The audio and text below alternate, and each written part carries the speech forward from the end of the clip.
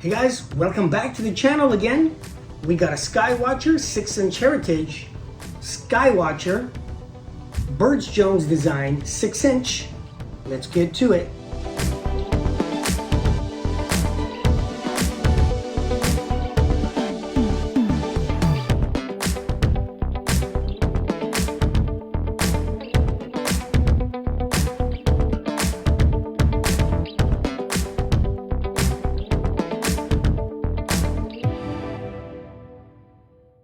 Hey guys, so since I have both of these telescopes, why don't we talk about these two and maybe do a video about them. You guys are no stranger to this one. It's pretty popular. I've now bought it twice. Yeah, I know. You can laugh, I guess, because I guess I laughed too. So here's a 6-inch Skywatcher Heritage. Now, it has a lot of things going for it. 6-inch, portable. It's what I'm taking now 3 airplane travel trips, and all 3 times it's done very well. Pretty good size with a 6-inch f5, so it's really wide field of view, lightweight, 9 pounds, and I've had no issues on not to carry on the onboard luggage. Okay, I pack it really well. Now again, as you guys know, I tried going bigger. Even I thought 2 pounds for the tube, but then you need slightly bigger tripod, slightly bigger mount, and then you need like a 2-inch diagonal, maybe a focal reducer. And then once you add up everything, it's basically going to be the weight of the whole luggage. Now, depending if you have an ultra lightweight luggage, my luggage alone is older design, so it's 15 pounds, just that. But I've seen them be about 9.9, 10 pounds. So I could save 5 extra pounds, but again, going to like an 8-inch SCT, maybe you're only going to have 5 pounds to put like clothing or anything, which is not a lot. So really, I chose 3 things carrying is at the limit. That big one to carry on, okay, and then a knapsack. So I do not want a telescope that's only going to be in the luggage by itself. I'm carrying 4, maybe I could squeeze it to 3, I don't know, but anyway, and I don't want to pay an extra $80 each way for a large luggage Canadian. So I think this is going to have to be where it's going to, this size. Okay, and you guys seen, I've showed you guys this guy. It's not a Barlow Newtonian. This is a real Burge-Jones design, similar to the Celestron AGN. Okay, so it doesn't have a Barlow or $2 Barlow inside the focuser. It has, for you guys maybe that didn't see the video yet, it has a real corrector plate behind this thing. It has like a housing, and it has about a 2.5-inch corrector plate. So back then, in the early 2000s, when making parabolic mirrors were still fairly expensive, Skywatcher tried it, Celestron tried it, Meade tried it. They all made like one of those Burge-Jones design. But again, it doesn't have like that cheap Barlow in the focuser. It has it in the middle of the pathway. I showed it to you guys in another video. So again, maybe you can see it right there.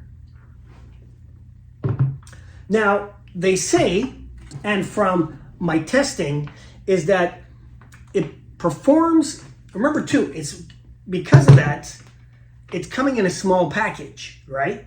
And with that corrector plate is kind of doing about 40% correcting for the aberrations. Now, and it's cheaper than a Schmidt-Cassegrain or a Maksutov while being more wider. So this one is at 150 millimeter times 1,000 millimeter focal length, putting it at a focal ratio of about 6.66. So it's still kind of fairly wide. It is not so long, okay, but it is not perfect still. So the image quality comparing to now the standard with a parabolic mirror, this is supposed to be, a bit better quality image, where this one is falling a little short. But, this is why this design was stopped about 20 to 24 years ago. Okay, but if you look at the size difference here, it's not too much difference than the Heritage, which is about as portable as they come. Now, as you guys know, with this design, with the Heritage design, they do sell lots of traditional 6-inch f5 reflecting telescope, but it's about that big, okay? With this one, because it shrinks upon itself, you get a very small package. But even that, so I believe that's around an f2.7 or something like that. So even though this one is only maybe about 4 inches less, it's pretty portable, pretty small, considering it doesn't expand at all.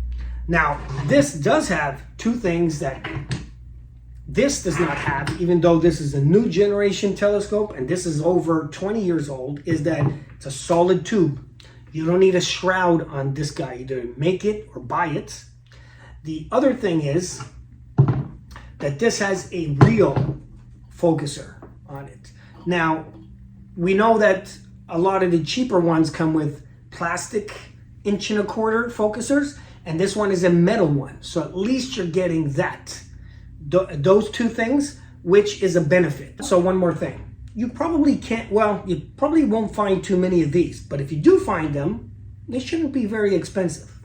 But since we have these two telescopes side by side, they're the same size, almost the same focal ratio, close, why don't we try them on the night sky? I believe today is going to be clear, okay? And it's a 3/4 moon. Why don't we give it a shot and see, is the difference a little bit, medium, large, or extreme, okay? And we're going to try that and see what happens, okay? Anyway, guys, that's it for this video. Like, comment, and subscribe. If you know anybody getting into the hobby, share my channel, share my link. If you guys are on the forums and maybe somebody's asked about this, I also do have members videos. Once a month, I put a video for you, and it's only 99 cents.